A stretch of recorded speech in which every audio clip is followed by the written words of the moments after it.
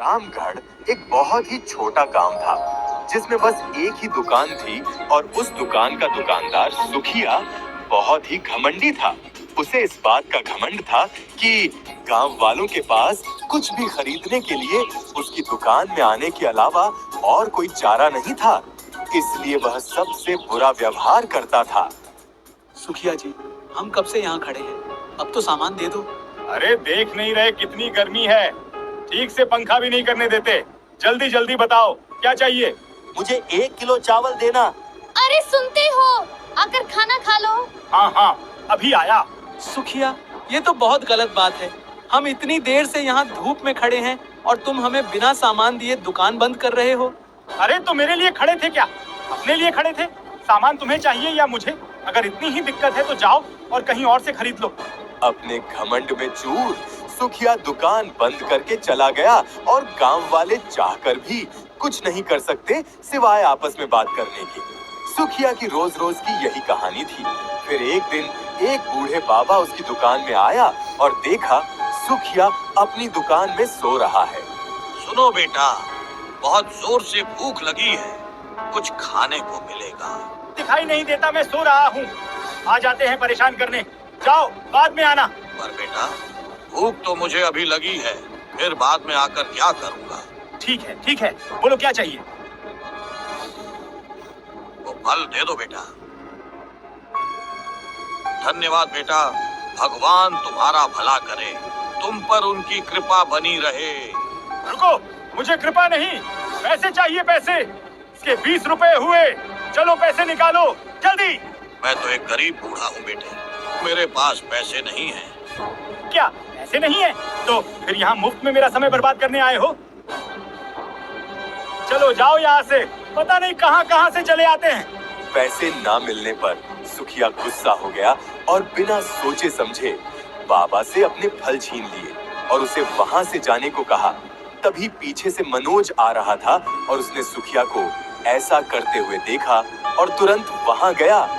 रुको सुखिया, तुम क्या कर रहे हो? एक भूखे बूढ़े बाबा का अपमान, ये अच्छी बात नहीं है। बूढ़ा हो या जवान, मुझे मेरे पैसे चाहिए। मैंने यहाँ कोई धर्मशाला नहीं खोल रखी जो मुफ्त में अपना सामान बांटता चलूं। तुम्हें पैसे चाहिए ना? मैं देता हूँ पैसे। चुपचाप बाबा के फल इन्हें वापस करो। मनोज गरीब जरूर था पर वो एक दयालु और अच्छा इंसान था। उसने सारे पैसे देकर सुखिया से फल खरीद लिए और वो फल बाबा को दे दिए। तुम बहुत भले इंसान हो बेटा, पर तुमने तो तुम्हारे सारे पैसे इसे दे दिए। अब तुम क्या करोगे? मेरा ध्यान ऊपर वाला रखेगा बाबा। आप भूखे हो, इस पैसे की ज्यादा जरूरत आपको है। आप ये फल खाइए। भगवान तुम्हारा भला करे, तुम्हें तुम्हारे अच्छे कर्मों का फल बहुत जल्दी मिलेगा। धन्यवाद बाबा। तुम्हारा कल्याण हो। बूढ़े बाबा वहां से मुस्कुराते हुए चले गए, पर किसी को ये पता नहीं बूढ़े बाबा कोई मामूली बाबा नहीं थे, बल्कि एक सिद्ध साधु बाबा थे जिसने मनोज के बर्ताव से खुश होकर उसे आशीर्वाद दिया। और जब मनोज वहां से कुछ ही दूर गया तो उसे एक पेड़ के नीचे एक पोटली मिली जिसके अंदर कुछ चमक रहा था। ये क्या है? इतने सारे सोने के सिक्के, पता नहीं ये किसका है। अरे कोई है? ये पोटली किसका है? कोई है? मनोज ने इधर उधर बहुत खोजा पर उसे दूर दूर तक कोई नजर नहीं आया। मनोज समझ गया कि जैसा कि बाबा ने उसे कहा था, शायद यही उसके अच्छे कर्मों का फल है। लगता है ये बाबा का चमत्कार है। उन्होंने जाते जाते मुझसे कहा था कि मुझे मेरे अच्छे कर्मों का फल जल्दी ही मिलेगा। मनोज सोने के सिक्के से भरी पोटली लेकर वहां से चला गया और उसे बेचकर जो भी पैसे उसे मिले उसे उसने गांव में एक नई दुकान खोली जिससे लोगों को सुखिया जैसे घमंडी दुकानदार से छुटकारा मिल पाए।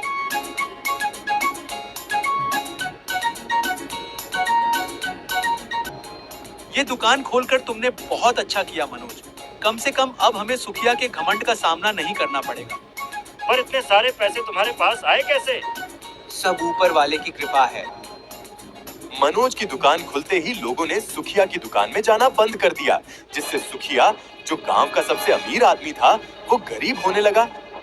और जब उसे ये पता चला कि ये सब मनोज की दुकान के कारण हो रहा है, तब उसने मनोज की दुकान बंद करने की एक तरकीब सोची। इस मनोज के कारण मेरा ये हाल हुआ है, उसको तो मैं छोड़ूंगा नहीं। हो गई चोरी सुखिया। चोरी? तुम्हें कैसे पता? अब तुम्हारी दुकान तो चल नहीं रही, तो मनोज की दुकान बंद करवाने का सबसे अच्छा तरीका तो यही है कि उसकी दुकान का सारा सामान ही चोरी कर लो। क्यों, यही है ना तुम्हारी योजना? मुझे सब पता है, पर याद रखना, सबको अपने कर्मों का फल मिलता है, चाहे कर्म अच्छे हो या बुरे। साधु बाबा की बात सुनकर सुखिया आश्चर्यचकित हो गया, क्योंकि उसने जो बात सोची थी, वो सारी बातें साधु बाबा को पहले से ही पता थी। कौन हो तुम? मैं हूँ महर्षि मलकम। उस बूढ़े बाबा की असलियत जानकर सुखिया के होश उड़ गए, क्योंकि ये कोई मामूली इंसान नहीं, बल्कि परम सिद्ध और चमत्कारी महर्षि मलकम थे, जिनके पास बहुत सारी शक्तियां थीं। मुझे माफ कर दीजिए महर्षि, बहुत बड़ी गलती हो गई मुझसे, जो आपको पहचान नहीं पाया और आपका अपमान किया। मैं हूँ या कोई और, तुम्हें किसी का अपमान करने का हक नहीं है सुखिया। अपने घमंड में तुम इतने चूर हो गए कि लोगों का अपमान करना तुम्हारी आदत बन गई। वहीं मनोज गरीब होते हुए भी अपनी हैसियत से बढ़कर भी लोगों की मदद करने से पीछे नहीं हटता। इसलिए तो वो अपने अच्छे कर्मों से फल से आज अमीर हो गया, और तुम अपने बुरे कर्मों से गरीब हो गए। मुझे माफ कर दीजिए, मुझे अपना सबक मिल चुका है। अब मैं कभी किसी से बुरा व्यवहार नहीं करूंगा।